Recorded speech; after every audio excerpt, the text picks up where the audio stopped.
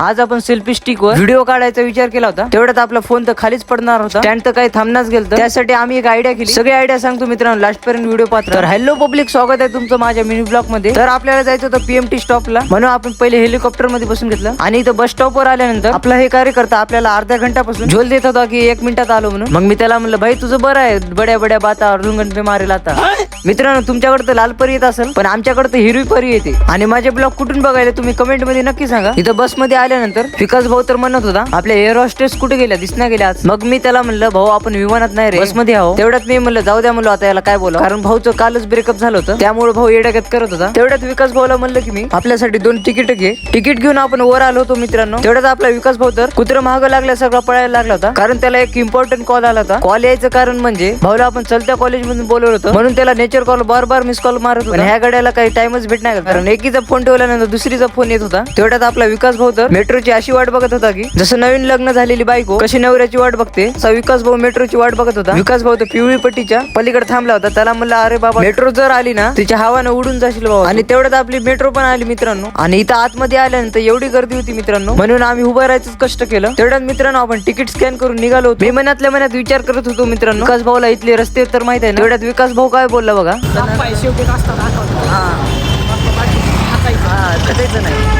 आपण होला हो, आपण श्रीमंत दगडूशेठ हलवाई गणपती मंदिरात आलो. मित्रांनो, आतमध्ये व्हिडिओ काढण्यास मनाई होती, म्हणून आपण पहिले दर्शन करून घेतलं. दर्शन करून बाहेर आल्यानंतर मग आपण बाहेरून एक मंदिराची क्लिप काढली. क्लिप काढून झाल्यानंतर विकास भाऊ तर म्हणत होता, हे दोघं आहे ना आपल्यासारखी शाळा नंबर 32 मधून शिकून आलेले आहे. नेमका आपला कार्यकर्ता असं का बघत होता डोस्यामध्ये. आपल्या कार्यकर्त्याचं म्हणणं होतं की त्याला ना डोस्यामध्ये भाषी कमी आलती, म्हणून ना आपला कार्यकर्ता नुसती पाण्याची कोरडी 90 मारत होता. तेवढ्यात मित्रांनो आपण इथं बॅक कव्हर बघायला आलो होतो. कोणतं घेऊ काही समजत नव्हतं मित्रांनो. तेवढ्यात भाऊन तर आपल्याला ही सेल्फी स्टिक दाखवली. मित्रांनो, ही तर सेल्फी स्टिक बरी वाटली, म्हणून भैयाला म्हणलं काय कमी कर दादा. भैया काय कमी करत नव्हता, म्हणून आपण जाऊ दे म्हणलं, आपण पेमेंट करत होतो मित्रांनो. तेवढ्यात आपला विकास भाऊ म्हणला की ब्लॉग मध्ये फोन पेचा पिन नको दाखवू, कारण ना आपली पब्लिक आहे ना लय चाबरी आहे. विकास भाऊच्या शब्दाचा मान ठेवून आपण व्हिडिओ मध्ये पिन न दाखवता आपण पेमेंट केलं. तेवढ्यात ना आपला कार्यकर्ता त्याच्या सुप्रीम कोर्टासाठी कानातलं घेत होता. आपला कार्यकर्ता तर जास्त नादिक झाला राव. कार्यकर्त्याच्या घरी सांगून त्याचं लग्न ना लवकरच उरकून द्यावं लागेल. तेवढ्यात भाऊला म्हणलं लवकर तिकीट काढ, कारण ना घरी गेल्यानंतर आजचा आपल्याला ब्लॉग एडिट करायचा आहे. मित्रांनो, तुम्हाला वाटत असेल हा 2 मिनिटाचा ब्लॉग एडिट करायला किती टाइम लागत असेल. मित्रांनो, 2 मिनिटाचा ब्लॉग एडिट करायचं म्हणलं तर कमीत कमी 1 ते 1.5 तास लागते. आणि एवढी मेहनत करून तुम्ही लाईकच करत नाही ब्लॉग मित्रांनो, काय जाऊ द्या मित्रांनो. इथं बोलण्याच्या नादात आपण प्लॅटफॉर्मवरून कुठून जायचं तेच आम्हाला लक्षात नव्हतं. तिकीट 2दा स्कॅन होत असते म्हणून आम्हाला हे माहितच नव्हतं. त्यामुळे आम्ही दुसरे तिकीट घेऊन आता निघालो. आणि विकास भाऊला म्हणलं की आता बघ तू मी कसं नेतो तुला प्लॅटफॉर्म बरोबर. विकास भाऊ म्हणलं की काळजावर दगड ठेव, आता तुझ्यावर भरोसा करावा लागेल. ह्याला तर प्लॅटफॉर्म बरोबर आणलो होतो. आणि तिथं आल्यावर काय बोलला बघा,